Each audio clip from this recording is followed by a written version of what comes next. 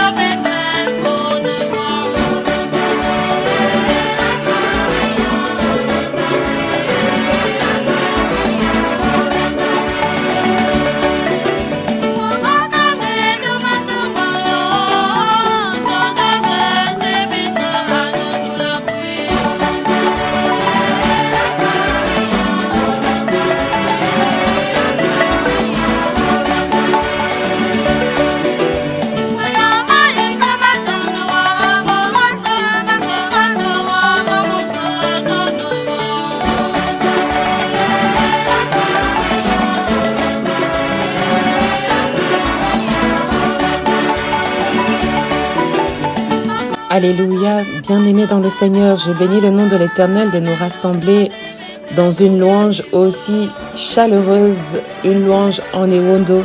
Je nous invite dans la prière de l'invocation du Saint-Esprit de Dieu avant d'entrer dans la parole biblique de ce jour. Éternel, notre Dieu, notre bon Père, nous te bénissons Seigneur, nous te rendons des actions de grâce pour ce nouveau jour, pour ce jour de célébration, pour ce jour où nous allons vivre dans ta parole, dans les églises, dans les ministères, dans les communautés, dans les cellules de prière, où nous allons manger encore de ton pain divin. Béni soit ton saint nom Seigneur. Oui, renouvelle en nous la présence de ton Saint-Esprit. Renouvelle en nous ta puissance divine afin que tous nos sens soient ouverts à l'écoute et à la réception de ta parole. Merci de visiter les malades, merci de visiter les personnes qui sont, Seigneur, dans les hôpitaux, qui sont dans leurs maisons, qui sont, Seigneur, seules, qui sont laissées pour compte, toutes les personnes qui sont dans le besoin parce que c'est là où tu nous envoies. Aller dans les maisons de ceux qui sont dans le besoin, aller guérir ceux qui sont dans le besoin d'une guérison. Et je crois que ta parole va encore faire effet aujourd'hui dans cette optique. Béni sois-tu, Père éternel, de tout ce que tu as accompli pour nous. Merci de ta grâce, Seigneur, qui est répandue dans nos vies. Merci de ton amour qui nous fortifie et qui nous soutient. Éclaire-nous encore aujourd'hui dans le nom agissant de notre Seigneur Jésus-Christ que nous t'avons prié. Amen, amen, amen, amen. Bien-aimés dans le Seigneur, je suis heureuse aujourd'hui de pouvoir nous partager une méditation dans l'évangile de Matthieu. au chapitre 22, nous allons lire ensemble du 1er au 14e verset. Matthieu chapitre 22, du 1er au 14e verset.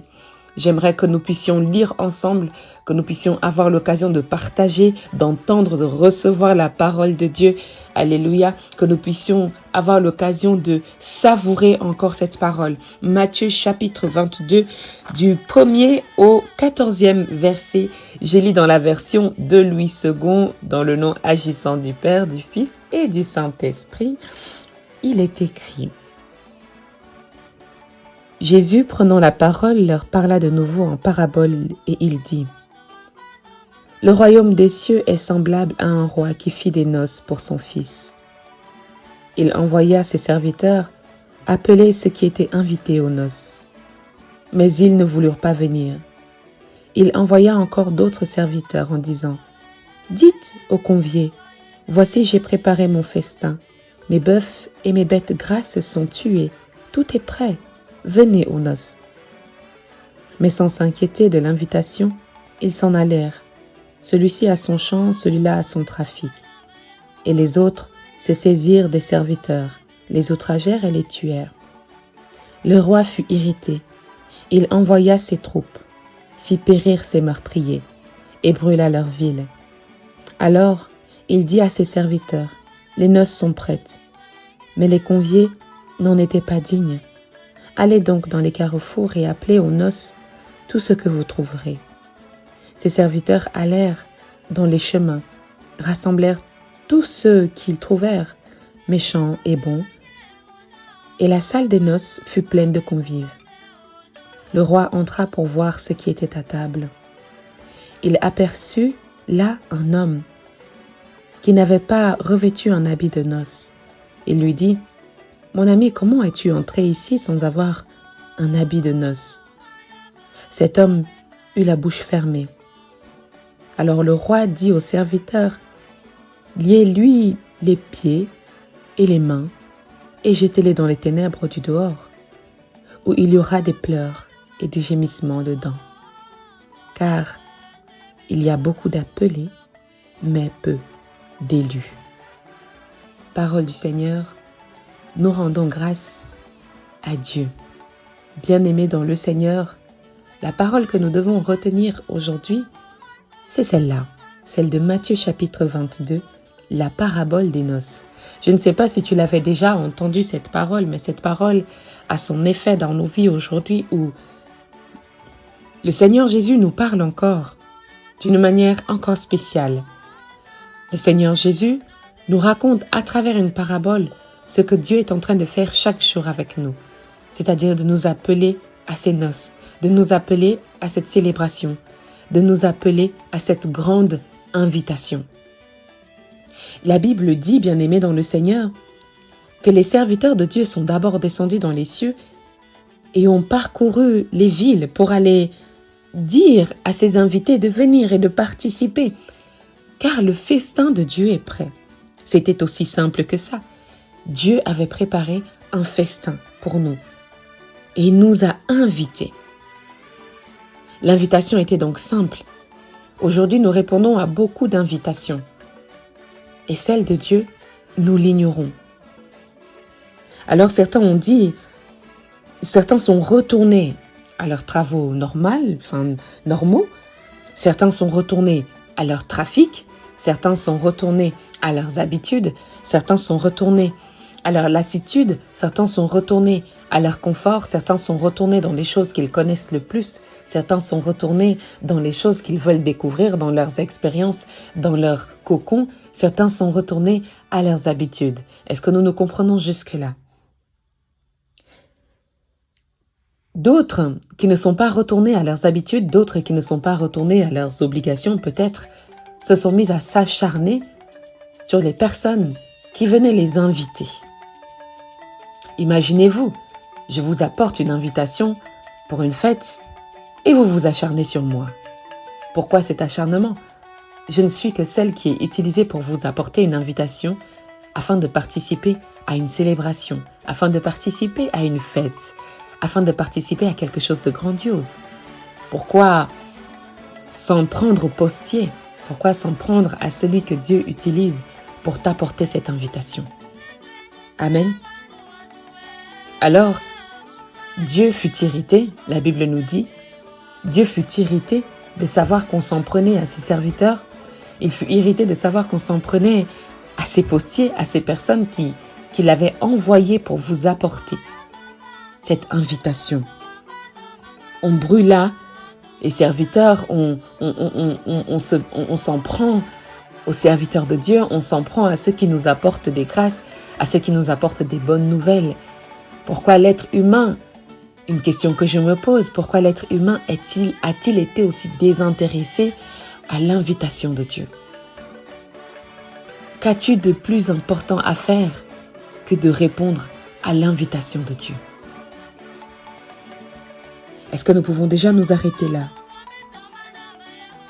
Dans le verset 7, la Bible dit « Le roi envoya ses troupes, et il fit périr ses meurtriers, et brûla leur ville. » Pourquoi il fait cela? La colère. La colère de Dieu qui s'abat sur Israël encore et encore. Mais que bien en colère, il essaye encore de ramener du monde, de donner la vie, que tu sois bon ou méchant, de pardonner, de renouveler son alliance avec chacun de nous. Alors il dit à ses serviteurs, « Les noces sont prêtes, mais les conviés n'en étaient pas dignes. Allez donc dans les carrefours, allez ailleurs, et appelez aux noces tout ce que vous y trouverez. » Et les serviteurs encore se sont rassemblés et ils ont pris leur chemin. Sur leur chemin, il y avait des personnes bonnes, des personnes mauvaises, méchantes.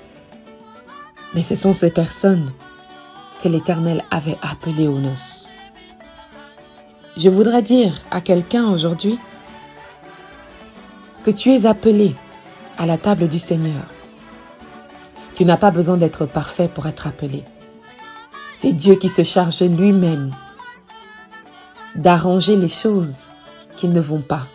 C'est Dieu qui se chargera lui-même d'arranger ce qui n'est pas bon en toi.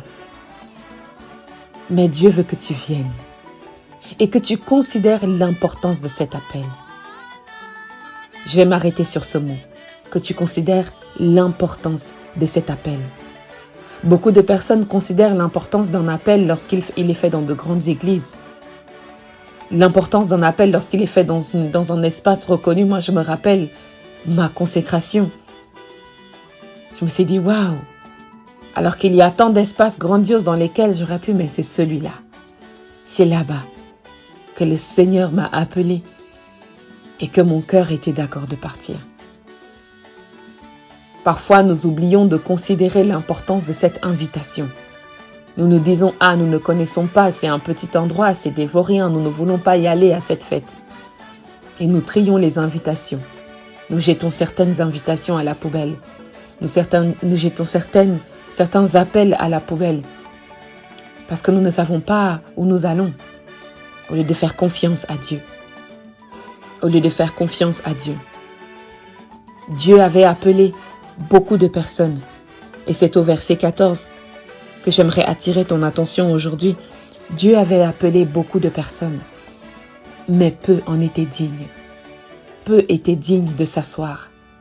Peu étaient dignes de le comprendre.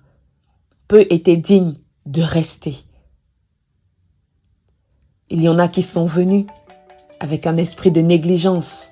Il y en a qui sont venus avec un esprit de mépris. Et Dieu a tout de suite reconnu en cet homme quelque chose qui ne jouait pas. Il dit, mais comment es-tu entré ici vêtu de la sorte? Comment n'as-tu pas respecté que c'était une grande invitation? Je sais qu'on se dit que Dieu ne regarde pas les apparences.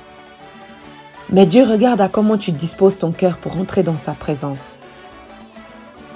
Si tu n'es pas prêt, si tu n'as pas cette conviction, si tu n'as pas cette envie, cette volonté de le suivre, si tu n'as pas cette volonté d'être parmi ceux qu'il a appelés et parmi ceux qu'il élu dans son ministère, Si tu n'as pas cette volonté, bien-aimé dans le Seigneur,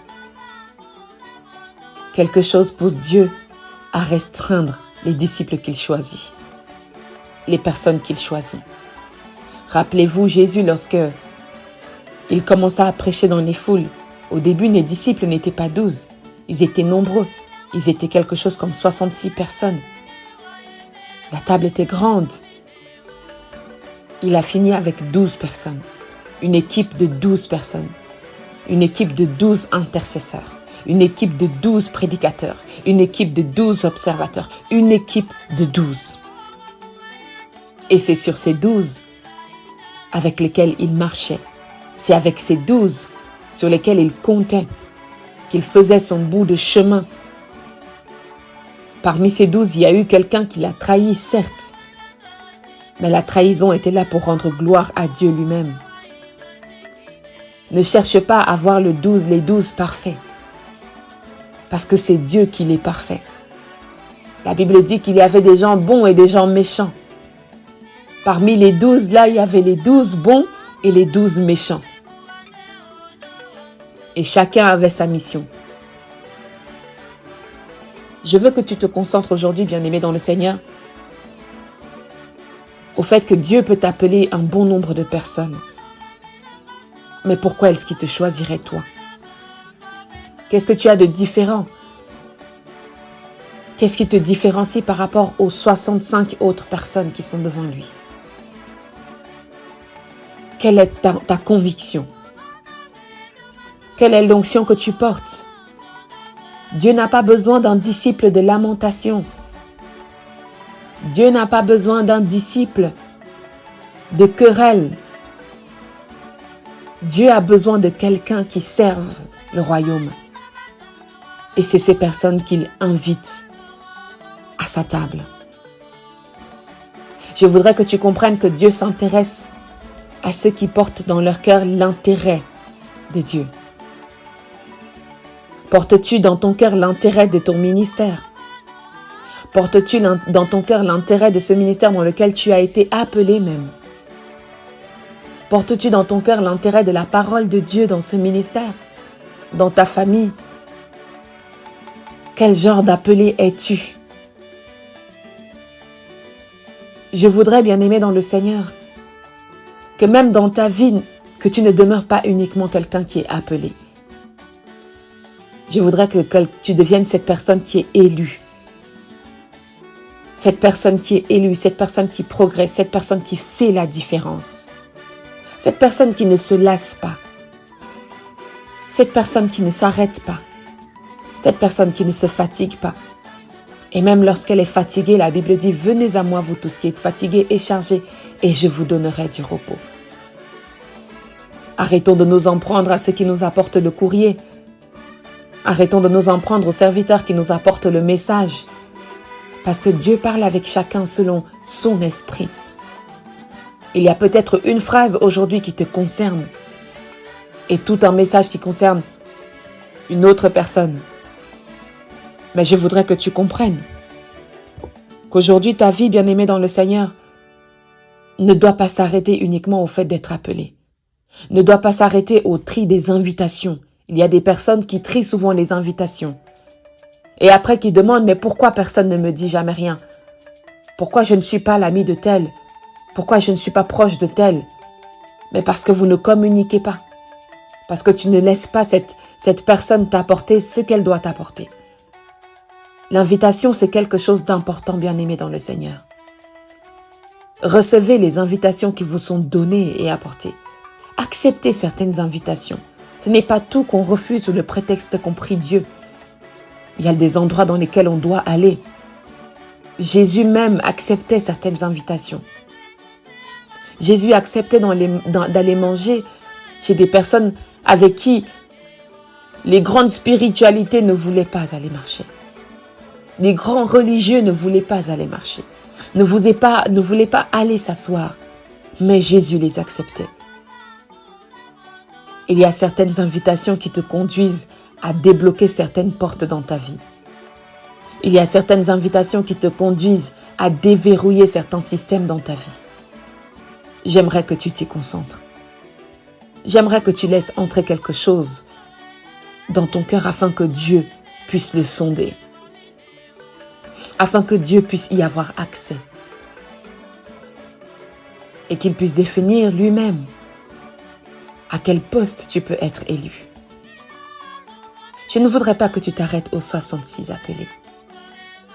Je voudrais que ton appel soit concret. Je prie pour que ton appel soit concret. Beaucoup de personnes sont consacrées aujourd'hui. Cela me vient à l'esprit. Ils ont été consacrés dans des ministères qui n'existent plus. Ils ont été consacrés parfois même dans des ministères qui se sont séparés. Mais ils le sont. Ils sont élus. Ils sont reconnus de Dieu. Bien-aimés dans le Seigneur, que notre travail à toi et à moi soit un travail reconnu de Dieu. C'est ce que je cherche pour toi. Que ta foi soit une foi reconnue de Dieu. Que ta prière soit une prière reconnue de Dieu. Que le Seigneur ne se dise pas en te regardant, je ne le reconnais pas. Quelqu'un avait chanté quelque chose comme ça. Oh Seigneur, j'ai fini de travailler pour toi, j'ai délivré les démons pour toi. Et le Seigneur ne le reconnaît pas et il lui dit, sors. Je ne t'ai jamais envoyé. Je ne t'ai jamais reconnu, je ne t'ai jamais appelé. Bien-aimé dans le Seigneur, j'aimerais déposer ceci près de toi aujourd'hui. J'aimerais que tu fasses partie des personnes qui sont élues dans l'œuvre de Dieu. Peu importe où c'est. Peu importe si tu ne sais même pas où tu vas. Peu importe si tu ne sais même pas comment ça va se passer. Fais confiance à Dieu.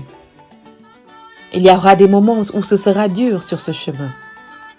Et il y aura des moments où ce sera facile sur ce chemin. Dieu a invité tout le monde, les bons et méchants. Parce que même le méchant qui fait partie de ses rangs, même le méchant qui vient pour t'empoisonner, finira peut-être par se convertir. Ou Dieu finira par l'utiliser pour quelque chose de grand aussi. Toi, reste dans la foi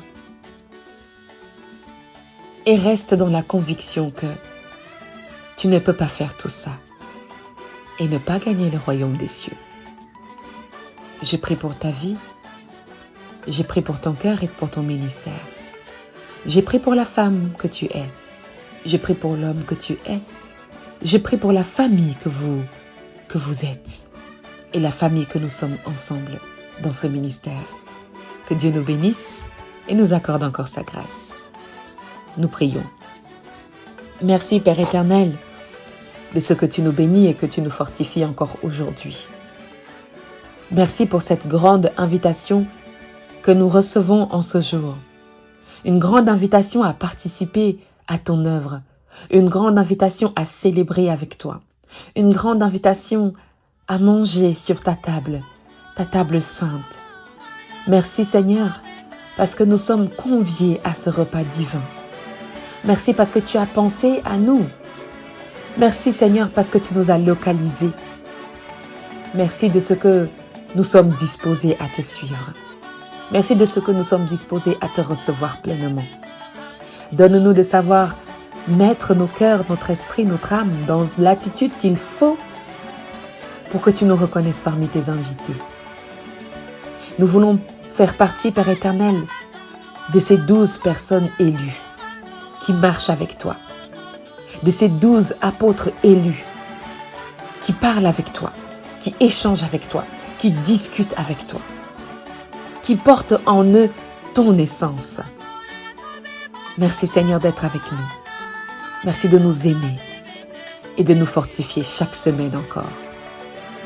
Merci de visiter les familles, les cœurs, les mères, les pères, les femmes enceintes, celles qui ont accouché, les mariés, ceux qui sont sur le chemin du divorce. Et nous prions, Seigneur, pour ces cas compliqués, pour ces cas sociaux, pour ton Église et pour tous ses serviteurs. Merci Père éternel pour cette nouvelle semaine qui s'ouvre dans le ministère de la clinique spirituelle. avec laquelle tu as déjà apporté toutes sortes de bénédictions et de grâces pour nous. Merci pour ces chants religieux qui nous réjouissent le cœur. Au nom de Jésus, Amen, Amen, Amen. Bien-aimés dans le Seigneur, je vous souhaite un excellent jour de célébration dominicale et je vous dis à la semaine prochaine pour un nouveau message du dimanche. Soyez attentifs et connectés. Le ministère de la clinique spirituelle fait tout pour que vous alliez mieux. Amen, Amen, Amen.